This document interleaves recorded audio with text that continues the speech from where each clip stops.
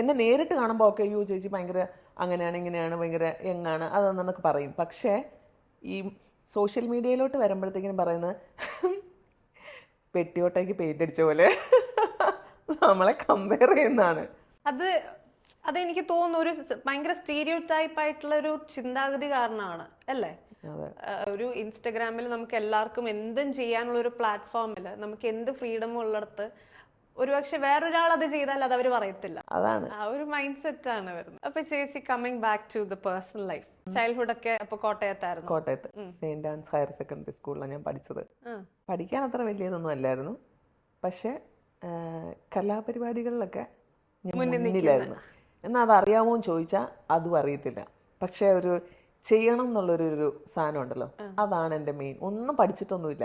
8ാം ക്ലാസ്സിൽ പഠിക്കുമ്പോഴും കണ്ട അമ്മ ഭരതനാട്യം പഠിക്കാൻ കൊണ്ട് ചേർത്തത്. 2 മാസം പോയി, അതോടെ അവിടുത്തെ പഠിപ്പ് അങ്ങനെ നിർത്തി. അതല്ലാതെ ഈ നാടകം, tableau, Oppana, Thiruvathira, fancy dress, non act, ഇങ്ങനത്തെ പരിപാടിക്കെല്ലാം ചേരുവായിരുന്നു.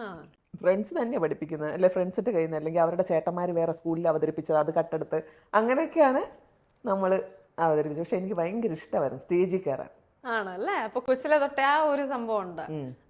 പിന്നെ +2 നമ്മുടെ കബഡി ചാമ്പ്യന്മാരാണ് ഞങ്ങള്. പക്ഷെ ജില്ലയില് റണ്ണറപ്പ് ആയിരുന്നു, വിന്നർ അല്ലായിരുന്നു.